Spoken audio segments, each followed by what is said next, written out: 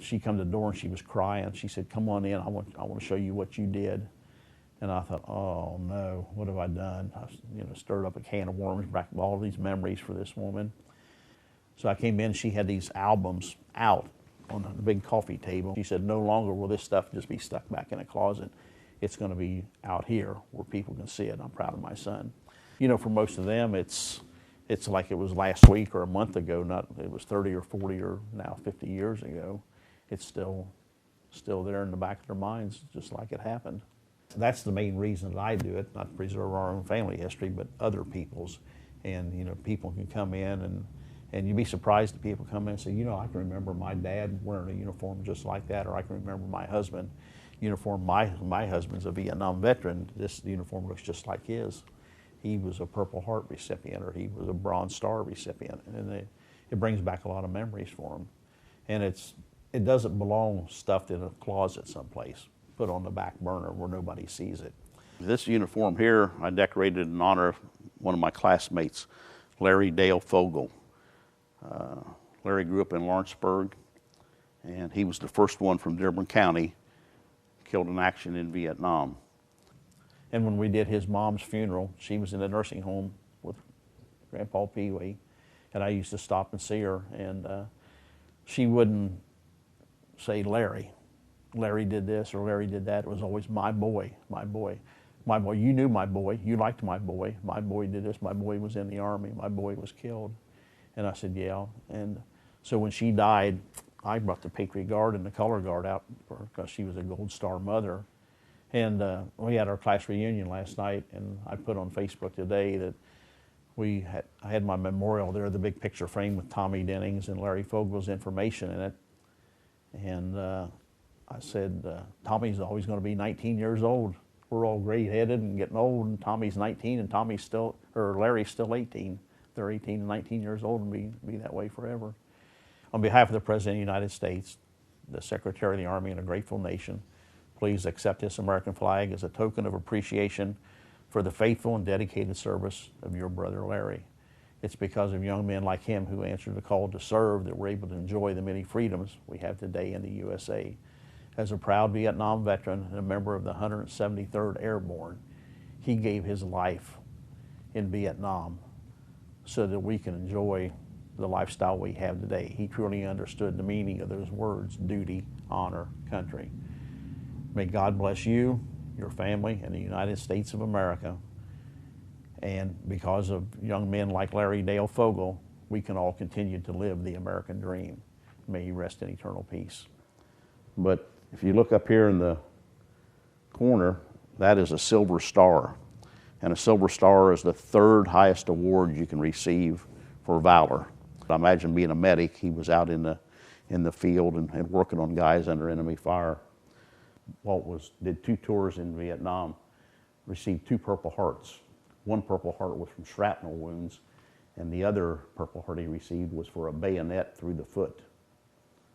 Didn't take much to figure that out. They were being overran, and he was in hand-to-hand combat. There's a picture of me in a gun jeep in Vietnam. That was our M60 machine gun. This guy was in the Coast Guard for 4 years, and he wanted to fly, and they said, you'll have a lot better chance if you go to the Army and go to flight school. So he got out of the Coast Guard, went to the Army, and became a helicopter pilot. Unfortunately, he was shot down and killed on one of his rescue missions. He had picked up some wounded soldiers and gave his life saving others. This table here is, this is kind of a sad table. That's a World War I doughboy in there, and we've taken them apart and looked every place, and there's no name, nothing to identify him. And there's another one, it's in color. And then this one here is a Civil War veteran.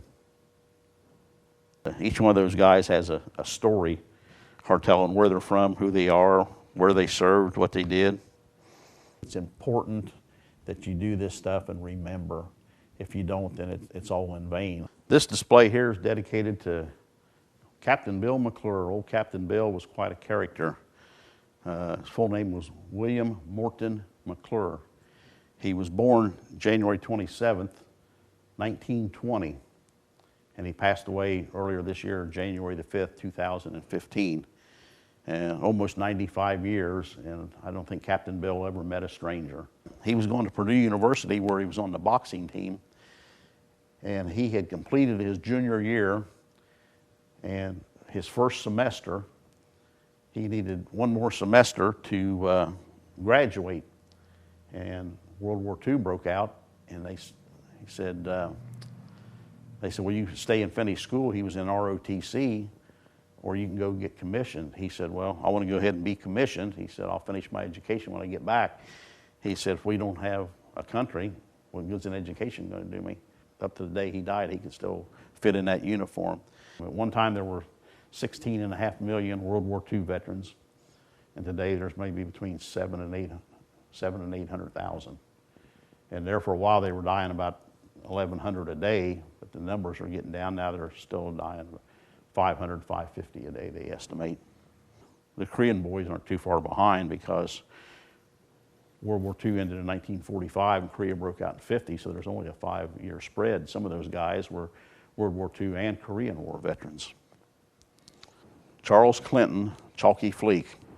And if you look right here, it's the Medal of Honor. Chalky's 25th Infantry Division, Sergeant.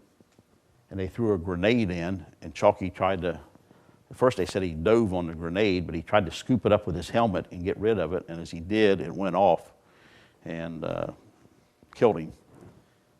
Bill walked into my office one day a few years ago, and he said, my name's Bill Rawling. I'm an ex-POW. And I looked at him and I said, Korea? He goes, no, World War II. That time he was like 88 years old. I said, well, you sure don't look it. You look. And he said, I spent 15 months in a German prisoner of war camp, was shot down in a B-17. 2 of the crew, 10-member crew, were killed, and he parachuted to safety and tried to elude the German forces. Eventually they captured the 8 survivors, kept them all split up. They didn't know who survived till after the war was over. She goes, I got a question for you. She says, how did you get my dad to talk? She said, my dad never talked about that. I said, he just walked in one day and sat down and started talking. I said, I guess he figured it was the point of his life that he wanted to get some things off of his chest and talk about them. And that was one other honor we got him. Took him to Cincinnati Reds game, and he was honored as the hometown hero one day. He got up on the dugout and had all the people. I said, when's the last time you had 38,000 people on their feet give you a standing ovation? He said, never happened. I said, well, it did tonight. Now, this display here is for a good friend of mine, Luther Rice.